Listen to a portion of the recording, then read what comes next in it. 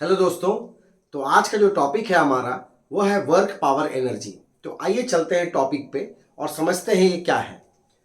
तो वर्क को फिजिक्स में हमें डिफाइन करना है, तो हम लोग एक सिंपल सा एग्जांपल से इसको डिफाइन करते हैं।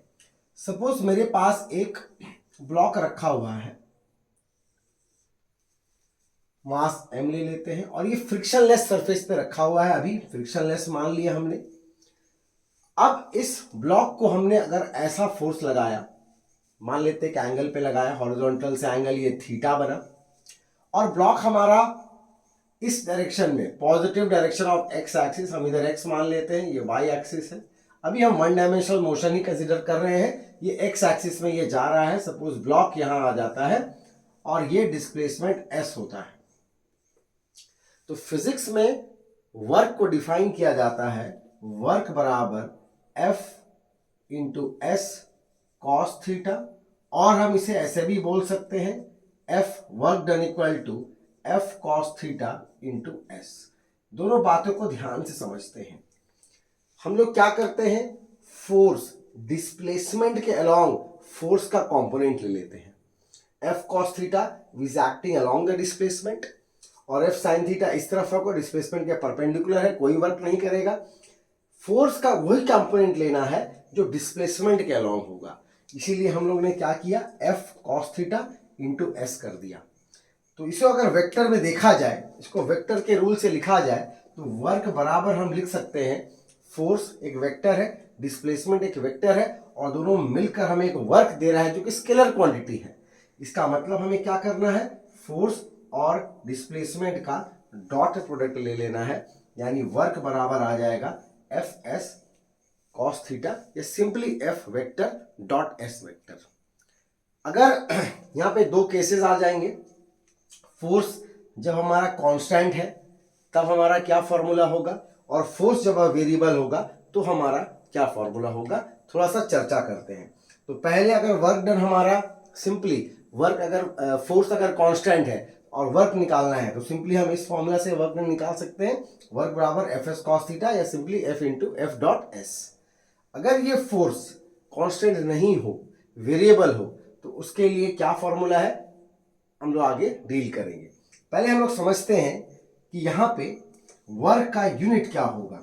तो सिंपली बात है, जैसे यूनिट डायमेंशन में हम लोग पढ़े हैं, बेसिक जिस फंडामेंटल क्वांटिटी से ये लोग बने हैं उससे उसमें तोड़ देंगे तो हमें वर्क का यूनिट मिल जाएगा और डायमेंशन भी मिल जाएगा। तो हम जैसे कि हम जानते हैं फोर्स का यूनिट है न्यूटन, और डिस्प्लेसमेंट का यूनिट है मीटर, और कॉस थीटा का तो कोई यूनिट होता नहीं है, तो newton into metre is the unit of work, जिसे और एक नाम से भी जाना जाता है, जिसे हम जूल कहते हैं। ठीक है।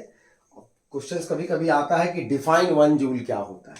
तो वन जूल सिंपली अगर मैं बात करूं, वन जूल क्या हो जाएगा, जब वन न्यूटन का फोर्स एक बॉडी को उसी के अलोंग 1 मीटर का डिस्प्लेसमेंट देगा, तो जो वर्क डन होगा वो वन जूल कहलाएगा। तो यहाँ पे एक छोटा सा कन्वर्जन भी कभी कभी आ जाता है सीजीएस और एसआई यूनिट का, तो उसको भी ध्यान से समझते हैं। 1 जूल इक्वल्स टू 1 न्यूटन, जैसे कि हमने जाना है 10⁵ डाइन होता है, और 1 मीटर में सीजीएस यूनिट में हम जानते हैं कि 10⁻² सेंटीमीटर होता है। इसका मतलब 1 जूल बराबर 10⁻7 dine into centimetre, and this is also known as 10⁻7 ERG, अर्ज। So erg is the CGS unit of work and SI unit is joule. So 1 joule belongs to 1 joule equals to 10⁻7 erg. ये simple सा एक unit है।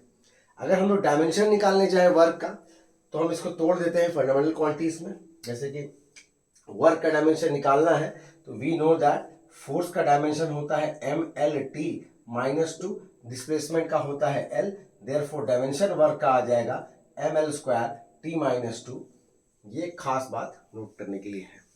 तो dimension हो गया, simply work का formula हो गया। अब हमें साइन देखना है, वर्क का साइन क्या होगा, पॉजिटिव कब होगा, जीरो कब होगा, नेगेटिव कब होगा। तो जैसे कि हमने फॉर्मूला में देखा, वर्क डन क्या होता है एफ एस कॉस थीटा। अब डिपेंड करता है इस वैल्यू पे, कॉस थीटा के वैल्यू पे डिपेंड करता है कि वर्क पॉजिटिव होगा या नेगेटिव होगा या जीरो होगा। तो आइए समझते हैं थोड़े से आगे पे। हम थीटा के कुछ कुछ वैल्यूज हम लोग ले लेते हैं, कुछ स्टैंडर्ड वैल्यूज ले लेते हैं, जहां पे हमें ये पता चल जाएगा कि वर्क डन पॉजिटिव कब होगा, नेगेटिव कब होगा। तो हमें पता है कि थीटा के स्टैंडर्ड वैल्यूज, एक थीटा बराबर 0 डिग्री, एक थीटा बराबर 180 डिग्री, और एक हम ले लेते हैं थीटा बराबर 90 डिग्री। तो कॉस 0 डिग्री मुझे पता है 1 होता है, कॉस 90 का वैल्यू हमें मालूम है 0 होता है, और कॉस 180 का वैल्यू दोस्तों नेगेटिव होता है, राइट। 0 डिग्री का मतलब होता है फोर्स जिधर है डिस्प्लेसमेंट भी उधर है, force and displacement are in same direction. Theta 90 का मतलब क्या होता है कि फोर्स अगर इधर लग रहा है या फोर्स अगर इधर लग रहा है, डिस्प्लेसमेंट इधर हो रहा है, एंगल 90 डिग्री है। और 180 डिग्री में क्या है, अगर फोर्स इधर लग रहा है तो डिस्प्लेसमेंट इधर हो रहा है। ये कुछ एग्जाम्पल्स हैं दोस्तों, ठीक है। अब देखते हैं वर्क डन क्या क्या होगा। जैसे कि यहाँ फॉर्मूला वर्क का हमें पता है एफ एस कॉस थीटा, अगर इसे अप्लाई किया जाए यहाँ पे तो वर्क डन आ जाएगा F into S into cos 0 degree which is 1। तो F equal to F S positive and maximum work, because cos 0 का मैक्सिमम वैल्यू क्या होता है 1 होता है, तो ये पॉजिटिव वर्क आया, मैक्सिमम आया। इस केस में कॉस 90 0 है, पुट कर देंगे तो वर्क डन क्या आ जाएगा, फोर्स लगा, डिस्प्लेसमेंट भी हुआ, बट फिर भी वर्क डन नहीं हुआ। तो ऐसा कब होता है, अगर हम लोग पढ़े होंगे एग्जाम्पल में, तो जब हम कोई बहुत भारी सामान लेकर सर पे रखकर हम सीधा चल रहे होते हैं, तो सामान का जो वेट है वो तो हमारे नीचे लग रहा है, बट हम सीधा जा रहे हैं, तो डिस्प्लेसमेंट सीधा है, वेट ही, तो वेट का जो वर्क डन हुआ, वेट बॉडी का जो वेट लगा हमारे सर पे वो नीचे की ओर लगा और हम आगे की ओर गए, तो वे work done by the weight is 0 उस केस में। ये वाला केस क्या है, कॉस 180 इज -1, यह नेगेटिव वर्क होने वाला है। Work done is equal to F S cos 180 -1, यानी minus F S work done आएगा, तो ये नेगेटिव वर्क डन होगा। एग्जाम्पल कब होगा, कब कैसे, कब इस केसेस को हम लोग डील करेंगे, कब आएगा ये केस, फ्रिक्शन वाला प्रॉब्लम्स में। ब्लॉक अगर आगे जा रहा है, सपोज ये ब्लॉक आगे की ओर मूव कर रहा है, तो फ्रिक्शन कहाँ लगता है, पीछे की ओर लगता है, पीछे की ओर लगता है अपोजिट टू द डिस्प्लेसमेंट। इस केस में फ्रिक्शन क्या करेगा, नेगेटिव वर्क डन करेगा। -1 is the minimum value of the work, तो इस केस में नेगेटिव वर्क होगा, मिनिमम वर्क होगा, ठीक है। तो हम लोग आज इसको थोड़ा चर्चा करते हैं कि 0 से लेकर 90 तक कॉस थीटा का वैल्यू इज पॉजिटिव, यानी थीटा जब इस रेंज में लाई करेगा वर्क हमारा पॉजिटिव आएगा। 90 से लेकर 180 के बीच में थीटा लाई करेगा तो वर्क डन हमारा नेगेटिव आएगा। 0 पे 0, 90 पे 0 आएगा। तो ये थोड़ा सा एंगल्स के ऊपर हम लोग थोड़ा चर्चा कर लेते हैं कि कब पॉजिटिव और कब नेगेटिव होता है, ठीक है। अब चलते हैं हम लोग नेक्स्ट टॉपिक पे। एक सिंपल सा एग्जांपल लेते हैं कि अगर हमें वर्क निकालना हो बट फोर्स कांस्टेंट ना हो, फोर्स वेरिएबल हो। हमने पहला टॉपिक में पढ़ा था work done bye constant force. Suppose ये कांस्टेंट फोर्स है, कांस्टेंट फोर्स के साथ ये कहानी लगा हुआ है। अब अगर फोर्स कांस्टेंट नहीं हो, वेरिएबल हो, फोर्स डिस्प्लेसमेंट का फंक्शन हो, तो हम लोग कैसे निकालेंगे, आइए हम लोग समझते हैं।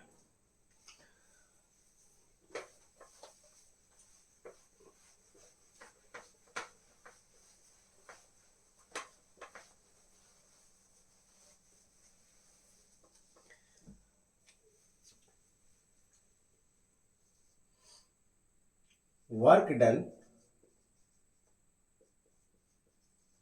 By variable force.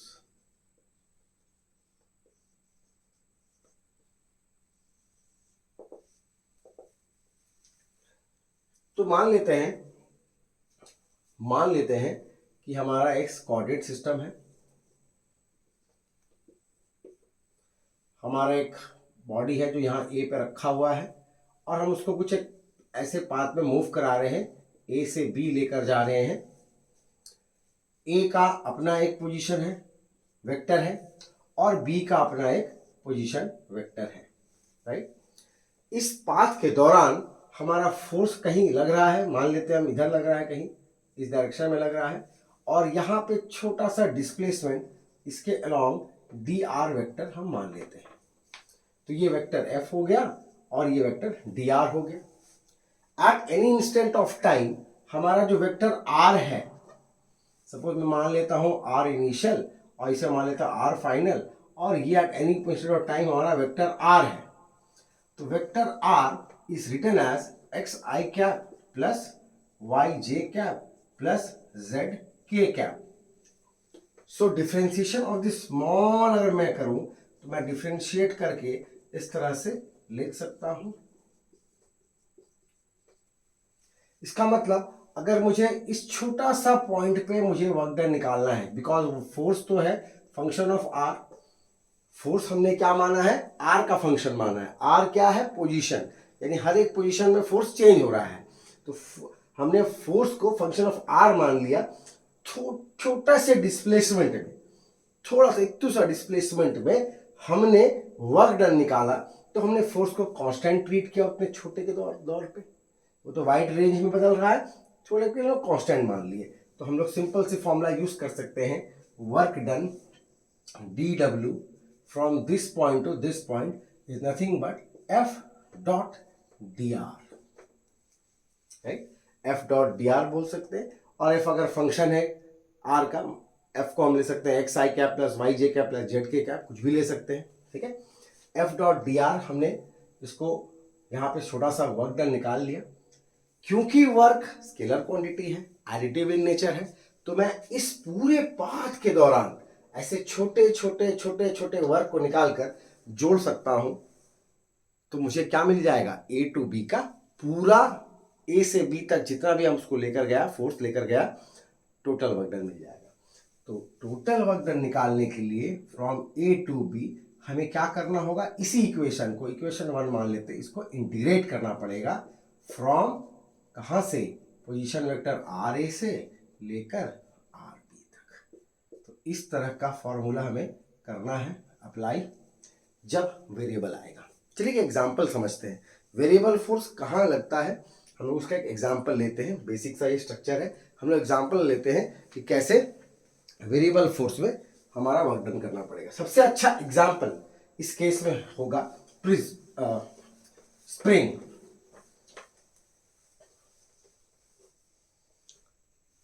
तो बेस्ट एग्जांपल जो है इस केस में वो है स्प्रिंग। तो आइए स्प्रिंग का कॉन्सेप्ट समझते हैं। तो ये एक स्प्रिंग है जो इसके नेचुरल लेंथ में है, इसको एल नॉट मान लेते हैं, ये नेचुरल लेंथ में ये स्प्रिंग है। तो स्प्रिंग का कॉन्सेप्ट क्या है कि स्प्रिंग को अगर हम इस तरफ से खींचे तो एक स्प्रिंग अपना एक रिस्टोरिंग फोर्स इस तरफ लगाता है, एफएसपी, जो डिस्प्लेसमेंट के ऑपोजिट है। तो मान लेते हैं हम इसको आगे खींच रहे हैं, मैंने यहां से लेकर यहां तक का एक्सटेंशन x माना है। तो आगे की ओर जो फोर्स लगेगा वो स्प्रिंग फोर्स के बराबर होगा, एफएसपी के बराबर होगा, क्योंकि मैं इसको बहुत स्लोली इसको लेके जा रहा हूं।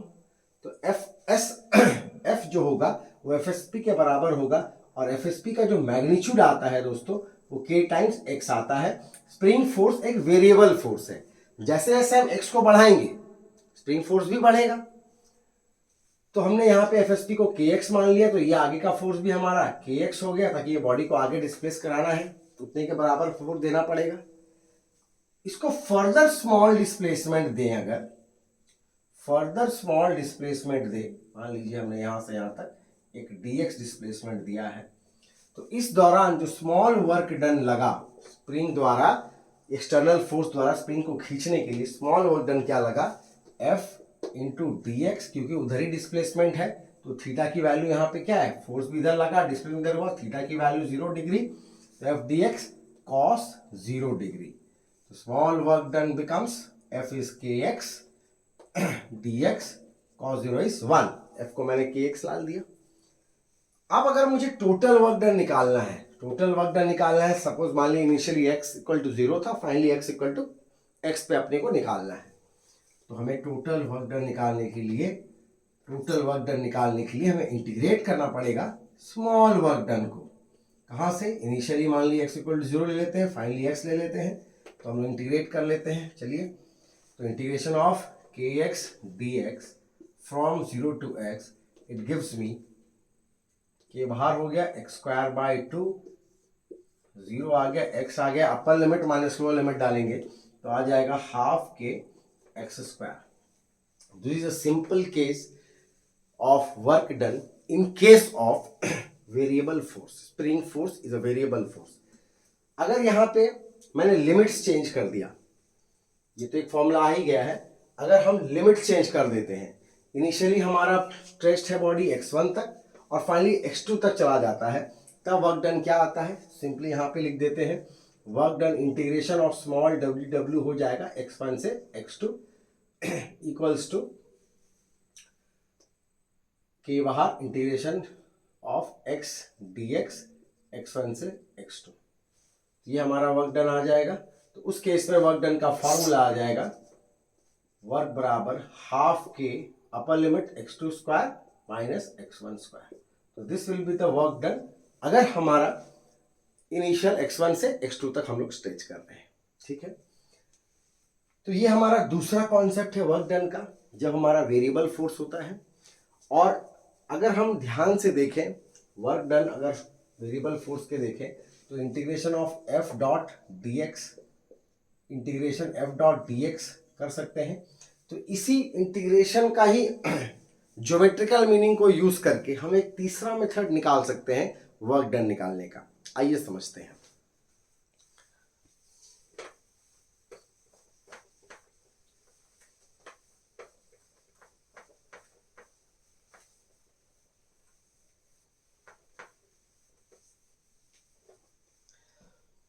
तो जैसा कि हमने समझा कि वर्क डन क्या हो जाता है, integration of f dot dx हो जाता है।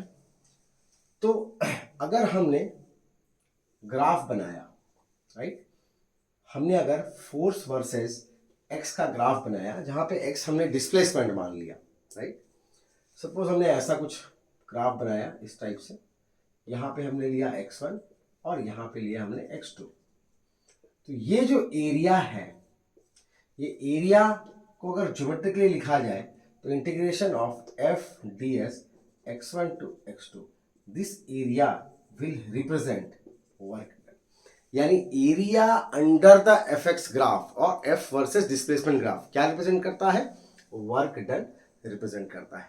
फोर्स वर्सेस डिस्प्लेसमेंट ग्राफ का जो एरिया होता है, बिकॉज इंटीग्रेशन का ज्योमेट्रिकल मीनिंग तो एरिया अंडर द ग्राफ है, तो ये एरिया हमें वर्क मिल जाएगा, वर्क मिल जाएगा इस एरिया से। ठीक है, तो हमने अभी तक 3 फॉर्मूला निकाल लिया है, या 3 तरीके हम निकाल लिए हैं, या 3 केसेस हम निकाल लिए हैं जहां पे हमें वर्क निकालना हो।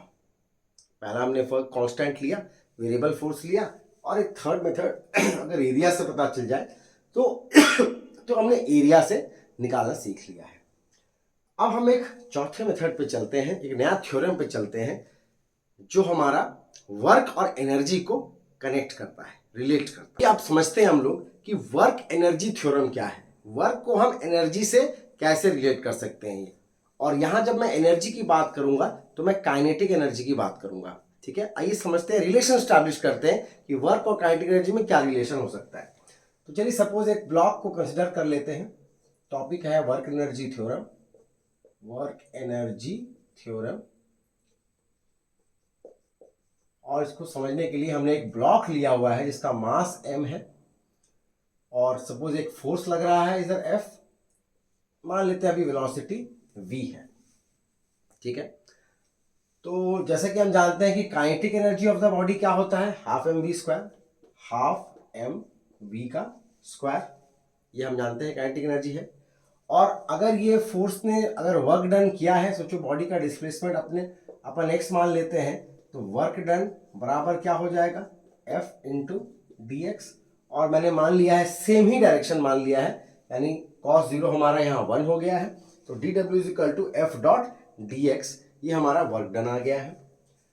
अब अगर मास m है, फोर्स F है, और बॉडी में अगर फोर्स लग रहा है और मान लेते हैं एक्सेलरेशन a है, तो we can write force is equal to mass times acceleration. जब भी बॉडी में फोर्स लगता है तो क्या होने वाला है, एक्सेलरेशन होने वाला है, न्यूटन का सेकंड लॉ है ये। तो F equal to M A अगर मैं पुट कर दूं यहाँ पे तो इक्वेशन आ जाता है कुछ इस तरह से, F equal to M A into D X, and A को हम लिख सकते हैं D V by D T, rate of change of velocity. जिस वेलोसिटी से बॉडी जा रहा है उस वेलोसिटी का रेट ऑफ चेंज हमें एक्सेलेरेशन देता है। तो here we can write M D V by D T into D X is equal to small work done D W, right. तो यहां पे ये फोर्स ने स्मॉल वर्क डन किया है, और इस टर्म को हम क्या लिख सकते हैं, D x by D T को हम v लिख सकते हैं। तो हमारा स्मॉल वर्क डन आ जाएगा m, ये बन जाएगा v M V D V, right. तो अगर हम इस छोटे से इक्वेशन को, इस इक्वेशन को अगर हम इंटीग्रेट कर दें इनिशियल से फाइनल, सपोज हमने इनिशियल बॉडी का वेलोसिटी को 0 माना था, कुछ टाइम बाद वेलोसिटी बॉडी का v हो गया, तो हम इसको इंटीग्रेट कर देते हैं तो वर्क डन क्या निकल कर आएगा, suppose w is equal to integration of D W from initial velocity v equal to 0 to final velocity v, ये आ जाएगा टी डब्ल्यू का value M V D V 0 to v, this will become half M V square which is nothing but the kinetic energy of the body. यानी initial kinetic energy कितना था 0, final kinetic energy कितना है half M V square, यानी ये change in kinetic energy is equal to the work done by the net forces. Net force या net work done हम बोल सकते हैं। जब मैं बहुत सारे फोर्सेस की बात करूंगा तो यहाँ पे एक ही फोर्स लिया है हमने, बट जब बहुत सारे फोर्स की बात करूंगा तो वर्क डन हम नेट लेते हैं। Net work done is nothing but change in kinetic energy. यही वर्क एनर्जी थ्योरम बोलता है कि net work done by all the forces acting on the body is equal to change in kinetic energy of the body. इसी formula पे अगर हमने initial velocity V not लिया, suppose हमने इनिशियल वेलोसिटी वी नॉट लिया, integrate किया हमने V not से V M V D we को, तो ये सिंपल सा इक्वेशन आ जाएगा half M V square minus half M V not square. That means kinetic energy final minus kinetic energy initial, this is the change in kinetic energy and that is equal to the work done, net work done by all the forces acting on the body. तो ये एक work energy theorem है जिससे भी हम लोग work निकाल सकते हैं। अब यहाँ पे 3 केस हो सकता है, आइए समझते हैं 3 केस क्या क्या है।